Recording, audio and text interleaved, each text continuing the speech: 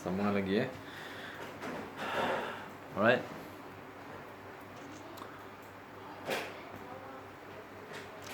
So cara-cara kita nak meningkatkan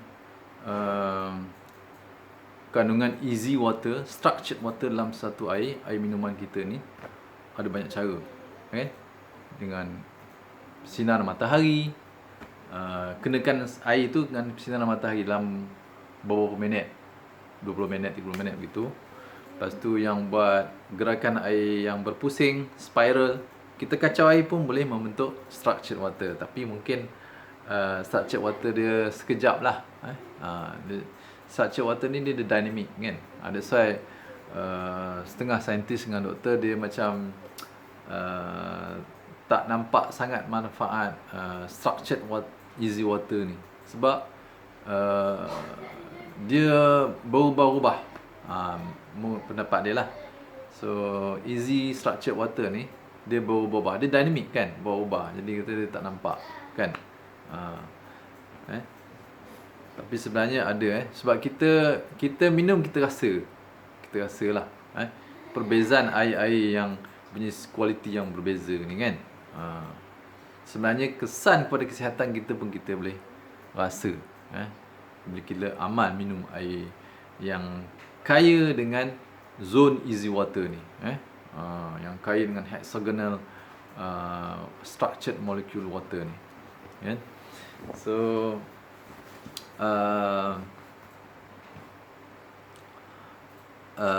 tadi cahaya matahari kan, kalau badan kita kan buat pada 70% air. So kalau kita pergi berjemur ke matahari yang terik, 10-11, pukul 10, pukul 11, pukul 12 pun boleh lah kan, dalam 20 minit lah, jangan lama sangat, hitam megam pula kan. So cahaya infrared, far infrared matahari tu akan mengena pada kulit kita lah, expose, bahagian kulit yang expose je, itu akan mengstrukturkan air cecair dalam badan kita, dalam darah kita, dalam sistem limfa kita menjadi structured water, easy water juga kan. Sebab tu bila kita berjalan atau buat exercise di lapangan lah, bila kita terkena matahari, ataupun pergi pasar ke pergi kedai kena matahari kan, dalam pukul 10, jadi kita akan rasa segar, bertenaga kan. Kalau dalam rumah je badan kita lemah je kan, tak cukup easy water dalam badan kita. So bila kita keluar kena matahari akan mengaruhkan air cecair dalam tubuh kita menjadi easy water, structured water. So air ni terus digunakan oleh sel kan, begitu.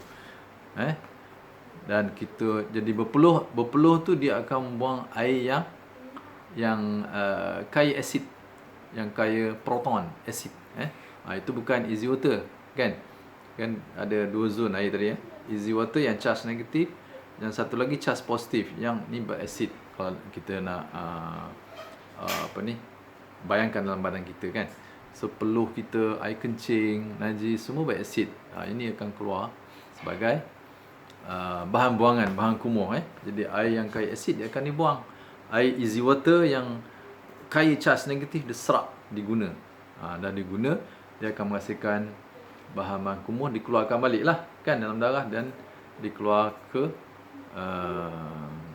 organ-organ perkumuhan buah pinggang, melalui pembuangan air besar, melalui kulit, pernafasan, paru-paru. Itu tempat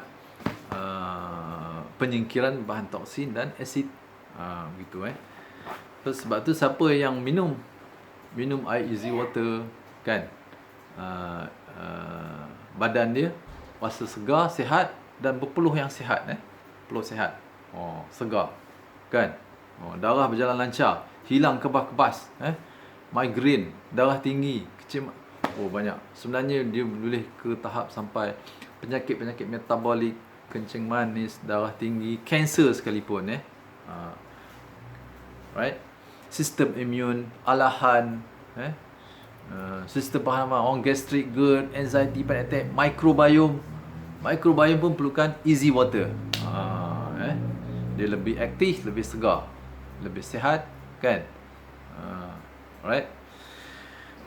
So tadi kita cakap pasal terdedah matahari pun boleh membentuk structured easy water dalam badan kita. Satu lagi, kalau kita pergi ke air terjun, pinggir-pinggir hutan yang banyak pokok hijau, yang hijau-hijau, kebun-kebun, garden yang ada pokok-pokok hijau, kan, pun kita akan rasa kesegaran, kan. Udara tu lebih beroksigen dan kaya dengan charge negatif, kan. Dan dia boleh merangsang, mengaruhkan easy water dalam tubuh kita, cecair dalam tubuh kita lah. So apa lagi kalau kita mandi dalam air terjun, kan, mandi air terjun juga kaya easy water, kan. Air terjun pergerakan air, pusingan air kena cahaya matahari, lepas tu dia melalui batu-batuan, semua tu membentuk structured easy water, kan. So bila kita mandi dalam air sungai, khususnya air terjun, kan, itu memang kaya dengan easy water yang banyak, lumayan betul easy water, structured water. So bila kita mandi, kita akan rasa segar, sihat, begitu. Alright, dia merangsang easy water dalam tubuh kita, gitu juga.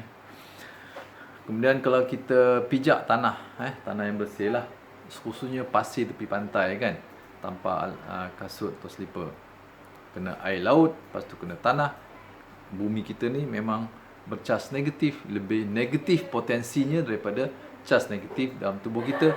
So cas negatif pada bumi akan masuk dalam tubuh kita melalui tapak kaki kita yang direct contact dengan bumi, Masya Allah. Itu pun mengaruhkan easy water dalam air. That's why orang dulu, kan, dia memberi manfaat, kan, banyak pokok-pokok. That's why kita kena tanam pokok-pokok kalau di rumah, kalau ada tanah lah, kan. Alright. So banyak benda. Jadi penerangan oleh saintis-saintis yang menemui easy water, structured water ni, baru kita nampak ni sedikit ilmu yang Allah Ta'ala bagi, kan.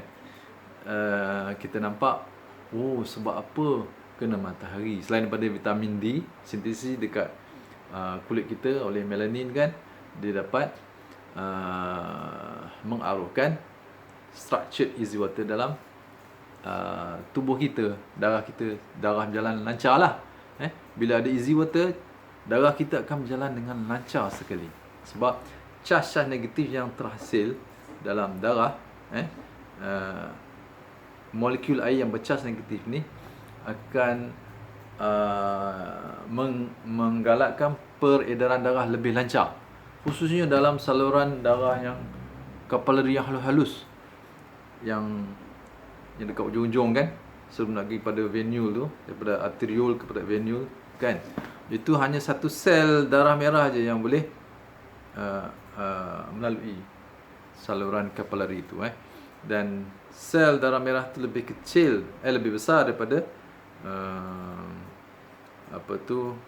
saluran kapilari darah, kan. Jadi dengan adanya structured easy water yang bercas negatif, dia menggerakkan sel darah kita dengan lebih lancar. Dengan pump daripada jantung je tak cukup kuat, dia perlu bantuan charge negatif daripada air yang dapat dalam darah kita, kan, menggerakkan darah kita, begitu. So dengan easy water, dia melancarkan peredaran darah, jadi hilanglah penyakit kebas-kebas, kan. Penyakit-penyakit yang sekarang ni banyaklah sangkut-sangkut, kan. Tapi ini pandangan saya, kalau kita banyak makan goreng-goreng, minyak masak, kan, lepas tu makan margarine, shortening, pewarna paracetamol, itu akan memusnahkan structured water dalam darah kita. Dia akan memusnahkan balik, kan. Mana banyak makan makanan yang minyak dengan bahan-bahan yang ada bahan aditif kimia, semuanya akan merosakkan, akan meruntuhkan struktur hexagon dalam darah kita dan dalam limfa kita, kan. So kena kurangkan seminima yang mungkin. Kalau banyak minyak dengan margarine, trans fat, makanan goreng dalam darah kita, so easy water macam mana nak terbentuk, kan? Minyak tu dah jadi dominan dalam darah kita. So easy water dah tak ada manfaat lagi lah, kan? Tak boleh, mungkin tak boleh terbentuk sebab minyak tu dah mengubah profil lemak plasma darah kita secara negatif, kan? Dia meningkatkan kolesterol, LDL, menurunkan HDL, triglyceride naik, lepas tu jadi plak. So tak ada easy water dah tak ada fungsi kat sini, kan? Bila kita kurangkan baru kita dapat manfaat. Sebab ini apa yang saya rasa lah, kita makan easy water, dia memang kalau kita makan sikit dia boleh lah, maksudnya mengatasi makanan-makanan menggoreng dengan minyak ni, sebab easy water ni dia lebih melarutkan lemak dalam darah kita. Ini satu lagi point, easy water lebih melarutkan lemak, dia dengan efisien lebih larut lemak. So maknanya minyak-minyak, lemak jahat, trans fat semua dia boleh larut. Dan juga bahan-bahan toksin, dia boleh neutralkan ataupun dia boleh larutkan dan nyahkan, dikumuhkan melalui organ-organ perkumuhan, begitu. So kita kena minum air easy water lah sebanyak mungkin. Kalau kita minum air kelapa je banyak sangat kan, jadi side effect pula kan, macam dalam video lepas dia ada potasium berlebihan kan, jadi badan kita jadi lemah lah, dizziness pula. So minum air kosong yang kaya dengan easy water, structured water, itu tak ada masalah, tak menimbulkan kesan adverse. Right. Okay. Sebab tu kita kena kurang makanan-makanan yang boleh mengganggu peredaran darah yang lancar, yang boleh mengganggu profil lemak darah secara negatif, yang mengubah, boleh mengubah tadi. Boleh check darah, tengok triglyceride naik semua ni kan, gula naik, semua naik kan. Ini sebab makanan berminyak goreng, fatty chemical, pewarna perasa tiruan tu semua tu. Dan juga microbiome dalam usus kita juga mempengaruhi easy water dalam badan kita. So kita kena jaga microbiome usus kita. So amallah makan whole foods, alami seimbang. Itu pun membantu dalam mewujudkan structured easy water yang luas, yang lumayan, yang mewah dalam badan kita, dalam darah kita, dan juga dalam limfa. Limfa kita ada sistem imun kan, sel darah putih, tempat cecair-cecair bergerak, bahan-bahan kumuh juga kan. So kita kena lancarkan peredaran dalam sistem limfa kita dengan meminum air easy water, structured water. Easy water tu nampak macam teknikal sangat. So maknanya air yang berstruktur, air berstruktur, yang halus tadi lah, hexagon ni kan. Air hidup, air hidup, sekarang kita sebut air hidup lah, bahasa Melayu. Cakap easy water orang tak faham. Air hidup, bukan air tu hidup. Air tu digunakan oleh sel kita untuk kehidupan, aktiviti sel, fungsi sel, untuk kehidupan lah, pergerakan semua. Right. So sangat penting kita amal minum air yang kaya, lumayan dengan air hidup ni, air hidup. Okay. Alright.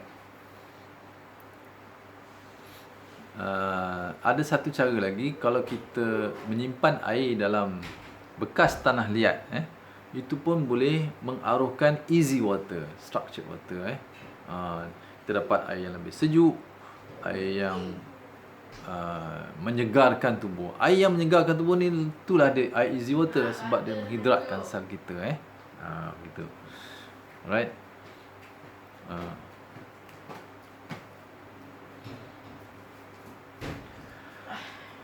Jadi penting kita dapatkan, kita minum air yang kaya dengan easy water. Kita jaga microbiome, bakteria baik dalam usus kita, supaya dia sihat, dan dia mempunyai pelbagai jenis bakteria, variety bakteria dalam usus kita. Dia ada bakteria ada virus, ada fungus, yeast, kan? Ada bakteria jahat pun ada sikit, Yang penting dia kena seimbang biar bakteria baik dia overgrow. Dia yang banyak, yang dominan. Itu. Barulah kita dapat easy water. So salah satu faktor kesihatan daripada input faktor-faktor benda ni, dia memberi kesan kepada pembentukan easy water dalam badan kita.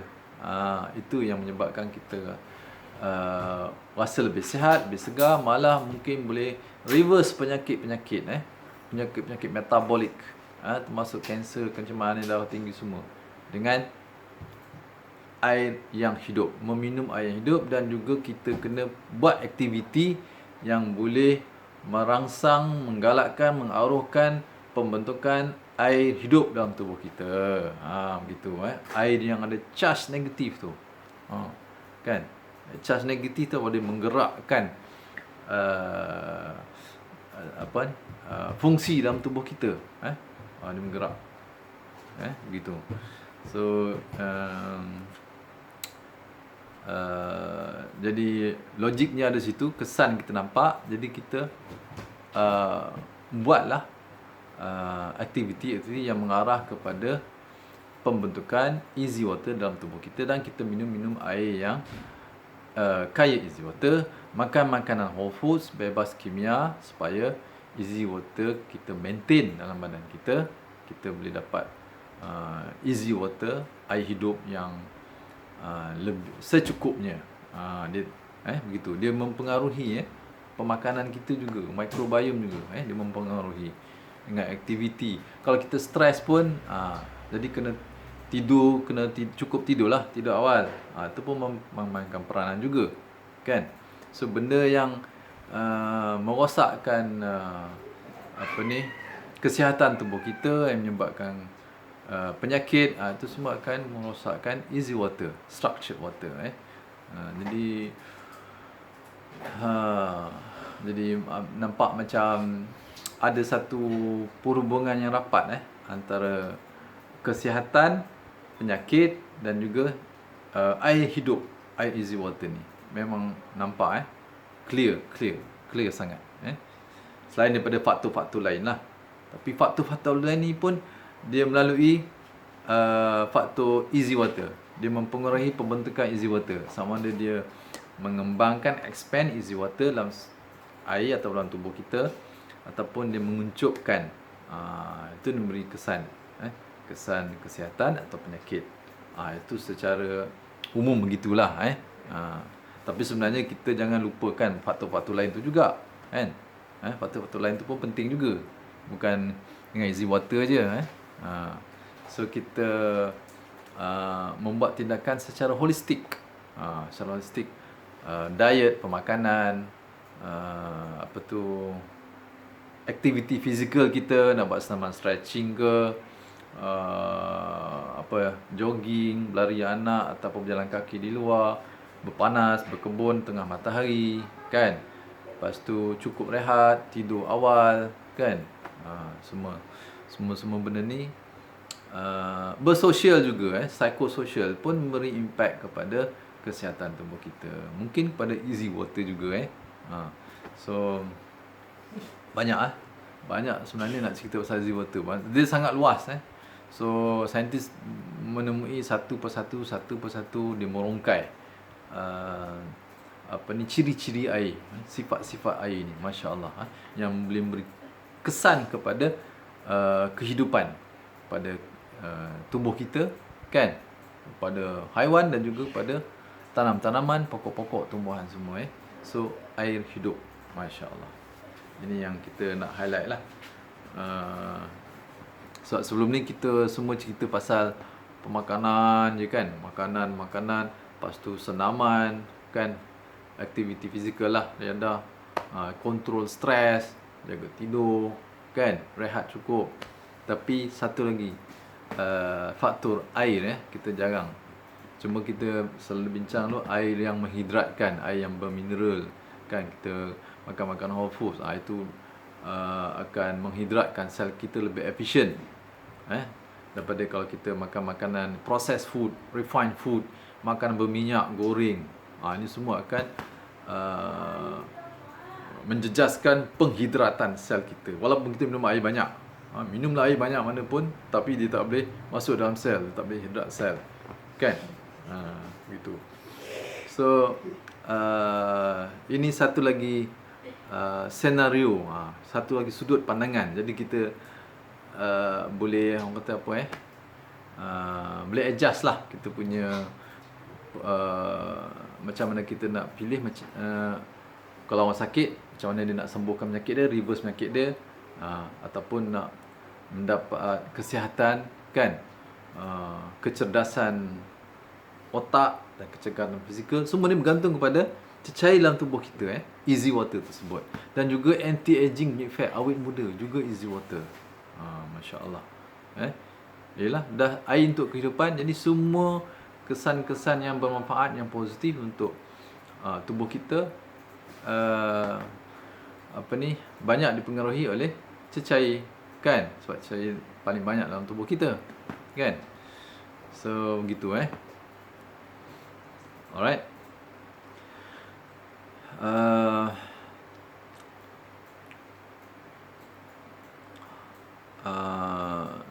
Mungkin next time kita cerita pasal air yang dalam mesin-mesin, dan juga yang paling simple, air dalam bekas tanah liat. Itu pun sangat bermanfaat, sangat bermanfaat. So itu untuk sesi akan datang lah. So hari ni sampai sini saja dulu, insyaAllah. Semoga bermanfaat, insyaAllah, kan? Kalau ada apa-apa nak komen, nak tanya, boleh komen lah dekat ruang di bawah tu, insyaAllah. Okay. Itu saja. Assalamualaikum warahmatullahi wabarakatuh.